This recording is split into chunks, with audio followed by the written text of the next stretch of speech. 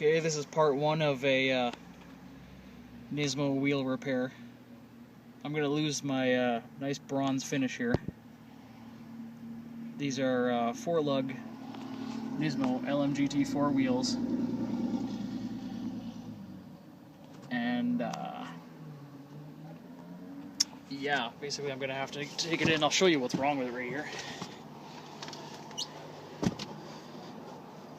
Right up here in this corner, there's a slight bend to her.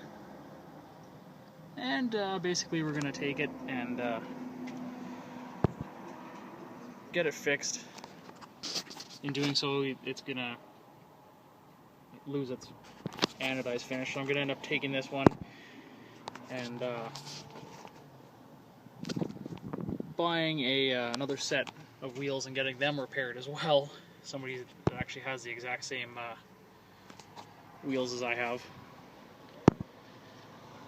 And I'm going to have a set that's probably going to be a different color. But this is to prove more or less it's a Nismo LMGT4 wheel. That's going to have to be repaired.